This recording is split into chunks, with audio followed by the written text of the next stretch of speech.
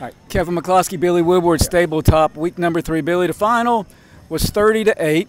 This game, I didn't see the Richlands game, so we'll talk about that later on. But as far as I compare it to the Jacksonville game. The Jacksonville game, was 28-14. I thought that game was not as close as the score sounded. This game, quite the opposite. The score was much closer than 30-8. In fact, it could have very easily been tied at 16 apiece with 5 minutes to go in the game, if not for a crucial penalty that negated like a 75-yard touchdown. Right. I got to give hats off to the Stallion players and coaches. Dempsey and team completely changed the offense this week after what was apparently, I didn't see it, but a very bad week last week against Richlands, and showed some life, and the defense played lights out for 3.5 quarters. Well, the same thing I can compare to Richlands and this game tonight.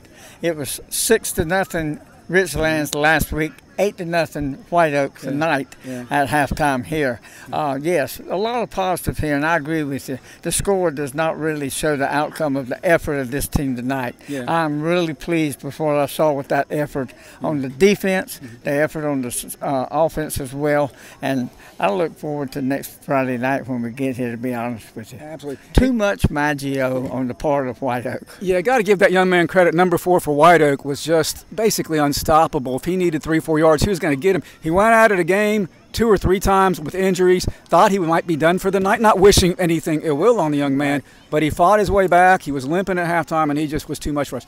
Now, you mentioned effort, and I'm going to make a lot of people mad with this, but I hope I do. The effort, where the effort was severely lacking tonight, was sitting right up there in those stands.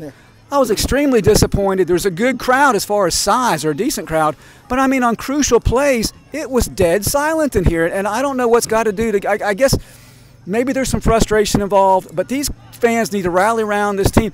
This season's not over. You saw tonight with East Newton getting whooped pretty much by Richlands, who did the same thing to us.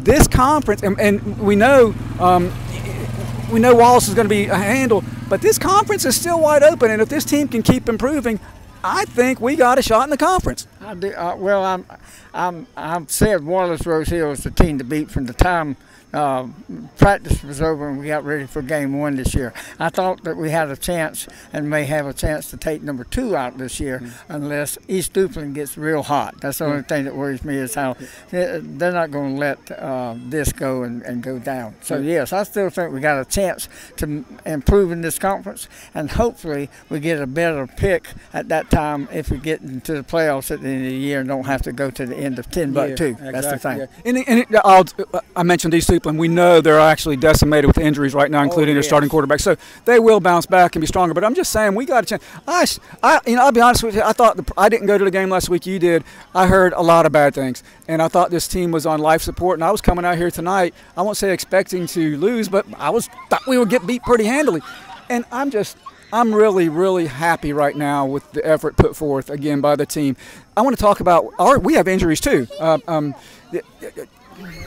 Tyler Randolph, got hurt late in the first half. Pittman comes in. Jonathan Pittman did an excellent job throwing and running. I see a spark of life there. Well, the combination to me of Pittman and Whitehead is awesome. Yeah, I will give you that right now. I don't want to take anything away from Randolph at all. But the combination of Pittman and Whitehead, there's something about those two when they play, they just click with each other, and it needs to be taken advantage. We still need to have other players that go there, but that combination is a special combination that needs to really be used on the offensive side especially. Yeah, when Pittman came in, he was primarily throwing the ball, and we knew that he got a little dinged up, and it seemed like the Stallions kind of went to more of a power game at that time. And that power game consisted of Tate Whitehead.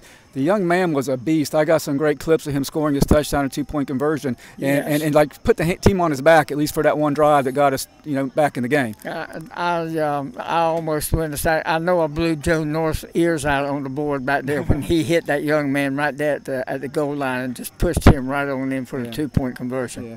Well, we both had very long days. I won't go into details, but let's just say we were both under anesthesia just a few hours ago and haven't eaten in 48 hours.